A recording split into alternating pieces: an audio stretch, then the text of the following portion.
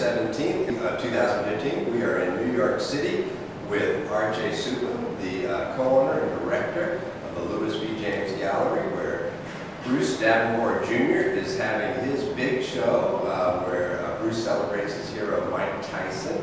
And we're just going to ask a few questions of R.J., who managed to get this show together and orchestrate it all the way here in New York City. So, how did you first meet Bruce? Bruce was in a group show in New York 4 or 5 years ago at this Works on Paper gallery called Du Dene. And he had a couple of the parade drawings. So I had seen him there. What did you think of that work on your initial line? I mean, I came from, before owning the gallery, I came from a social work background, so I worked with a lot of outsider artists. So I was immediately intrigued that it was contextualized in a sort of New York contemporary art gallery. So I was really enamored with it. I also have a long history relationship with New Orleans. I have a bunch of friends there, and I visited. And I was really sort of invested in the sort of meticulous kind of line work that he was doing. So that was my initial just seeing it visually, but then learning the story behind it and the history with Katrina and Bruce's history in the Lower Ninth Ward and the Lafitte projects, and it just sort of became, because the first time I'd been to New Orleans was pre-Katrina. So, and then when that happened, it was such a disaster for everybody, I became sort of just more enamored with Bruce and with the work, and with the philanthropy behind it too. I was donating each piece to the schools. All of the schools and the middle schools. We've been on tour with Bruce, so to speak, down south, and is giving back to the community.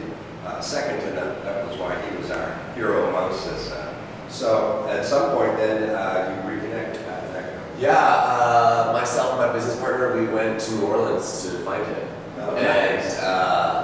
So you went to his house? We went to his house, and how was that? Because we've done that experience. Yeah, you know, the thing I remember most are the fish tanks. Right. There was lots of press, all like sort of lining the ceiling, or you know, the border of the ceiling, and then the amount of dry cleaning and sneakers he had, which was just like really impressive to me. And you know, he just opened up his doors. He'd never met us, and we sort of walked in. You know, he has that big sort of flat file in the center, and just started pulling out all this work, and was just super, super generous and letting us see it. That was right when we opened the gallery about three and a half years ago, and so it's, you know, it's been that long to get to do this show. Just in terms of timing, his schedule, our schedule, and when the idea of Mike Tyson was brought up, it was particularly interesting to me because I also have a sort of history with Mike Tyson as a cultural figure. So I was like super excited. And explain that, Mike Tyson. I grew up playing Mike Tyson's Punch-Out on Nintendo, and then I was like really sort of obsessed with celebrity culture. And so I knew, I was a small child, but I used to watch this TV show Head of the Class with Robin Givens. So I knew when he married Robin Givens, this was like in all the magazines, so I was sort of obsessed with that, this like Hollywood coupling. And then it sort of went downhill, you know, he was arrested for rape, and he beat her, all these sort of allegations. And then I was like, you know, this was like, I was young, and so it's like complicating my feelings for this person I really admired. But, you know, jump to when I was working in social work in Philadelphia, I was having this conversation with my then boss, and I was talking, it was right after he had been to Victor Holyfield's ear. And I just said, this guy is crazy, he's gross, he's disgusting, like I can't believe we're even talking about him anymore. And she said to me, she's like, but we're responsible, like we have created this person. And that just like blew my mind. And I think about these drawings, and Mike Tyson is this big, and what's the focus is everybody else, like this is us. And he continuously comments how much it meant to New Orleans and the projects as the fights were coming on HBO. Right. Everybody gathered around intensely watching. Right, yeah. I mean, you know, I'm not a boxing fan at all, but I'm super interested in Mike Tyson. And I saw one of these, it might be this one, where Diego Cortez told him you know this Mike Tyson, why don't you do some images? Right. Yeah, I think this was Diego's idea for him to start drawing Tyson. But for Bruce, he sort of explained it as his family history from his grandfather to his uncle to him, where it was Ali, Joe Louis, Ali, and then Mike Tyson. So you know, it's this family tree that sort of is centered around these cultural figures, like around the TV, which is really sort of fascinating. And how has the show been?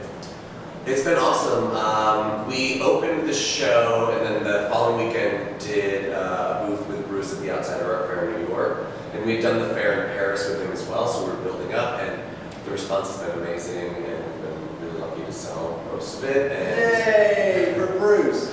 Yeah, and we've gotten lots of great press. I saw the articles on it. Yeah, so it's been really, really good, and it's also a nice fit for our program. I mean, we tend to do sort of pop, sort of formalism, I think, and I think this is exactly what it is, you know. And I'm just really invested in the amount of time and dedication it takes anybody to make these drawings and do these figures, and you know, it's really impressive. He's got many more commission. Yeah, and also his interest in being in the canon, like that's so important. When I asked him about the black and white, because this is the first time I had seen where he didn't color in sections, and he said that he had seen a Picasso black and white show, and he was like, if Picasso can do it, I can too. And I just thought it was amazing. Like his attitude of wanting to be the champion artist. Yeah, and he says that, there's a lot of like hubris, but when you meet him, he's very humble, and like, you know, like at the opening I was saying, he sort of just sat here in a chair, Right, met he's a nice people. sweetheart. Yeah, yeah. So well, thank you for doing this for